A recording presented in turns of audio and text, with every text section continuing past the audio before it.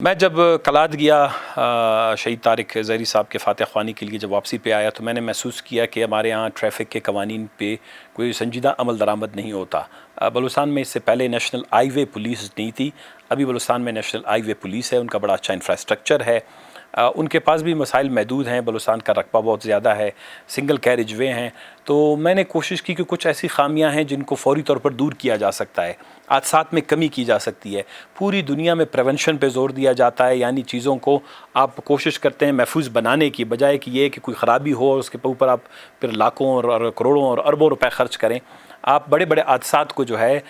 چھوٹی چھوٹی جو ہے وہ پالیسیوں کے ذریعے سے کم خرچ سے جو ہے وہ بچا سکتے ہیں۔ تو میں نے نوٹس لیا کہ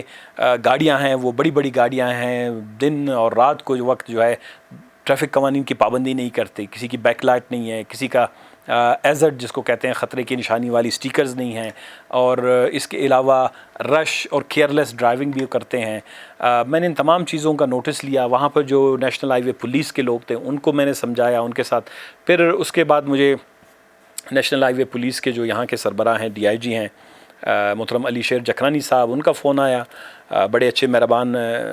بھائی ہیں ہمارے، تو انہوں نے کہا ثنا صاحب ہم چاہتے ہیں کہ آپ اس سلسلے میں ہمارے ساتھ تعاون کریں، آپ کا ہم نے ویڈیو دیکھا ہے، آپ نے اس میں دلچسپی لی ہے، ہم آپ کو اس سلسلے میں انگیج کرنا چاہتے ہیں کہ آپ اس ایک سیوک ایجوکیشن یا لوگوں میں اس علم کو بڑھانے کے لیے ہم مل کر کام کریں۔ تو آج ان کے ساتھ ایک میٹنگ بھی ہوئی، اور یقیناً ہم تمام اداروں کو اور ہم ذمہ دار لوگوں کو مل بیٹھ کر ایک دوسرے کے ساتھ تعاون کی ضرورت ہے تاکہ بلوچستان میں حادثات میں جو ہے خاطر خواہ کمی لائی جا سکے۔